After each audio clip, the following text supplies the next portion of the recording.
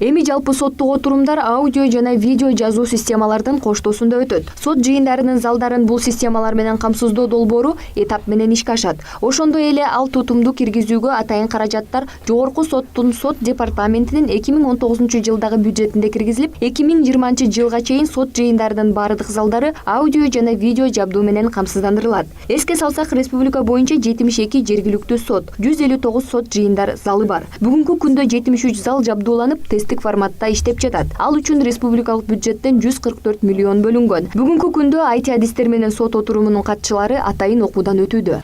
Катчы жазып атканда протоколго кергес даттанулар болот атпайбы?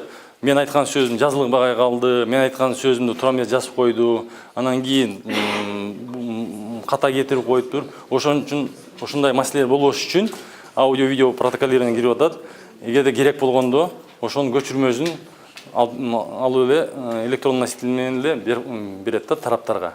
Сот жыйындарынын жүрүшүн аудио-видео жаздыруу системасын ишке киргизүүнүн башкы максаты жыйындын катышуучулары тарабынан тартип бузууларга бөгөт коюу жана сот жыйынынын протоколун толуктугун камсыздоо болуп саналат. Ошондой эле сот отурумунун жүрүшүн аудио-видео жаздыруу бул күбөлөрдү суракка алуу мүмкүнчүлүгүн видео байланыш аркылуу ишке ашырат. Ал сот процессинин оперативдүүлүгүн арттырып, кандайдыр бир себептер менен башка аймактарда жүргөн күбөлөрдөн ошол замат сурак алууга мүмкүнчүлүк берет. Сот отурумун жазып алууну отурумдун катчысы ишке ашырат да ага кыскача протокол түзөт. Система аудио-видеофиксации Сот отурумунун протоколунда отурумдун жылы, айы, күнү жана орду, отурумдун башталган жана бүткөн убакыты, соттун аталышы, курамы, судьялардын сот отурумунун катчысынын аты жөнү, иштин аталышы, айыпталуучу тууралуу маалымат берилет. Ошондой эле аудио жана видео жазуу жүрүп жаткандыгы тууралуу маалымат отурумдун катышуучуларына айтылат. Ошондой эле аудио-видео жазылган файлдын аталышы, котормочу, айыптоочу, коргоочунун, айыпталуучунун, жабырлануучунун, сот чакырган башка адамдардын келгендиги жөнүндө маалымат айтылат. Протоколго сөзсүз далил катары берилген кошумча материалдардын ишке тиркелгендиги жөнүндө да маалымат болушу зарыл. Протоколдун соңунда акыркы формадагы протокол түзүлгөн дата болуусу шарт.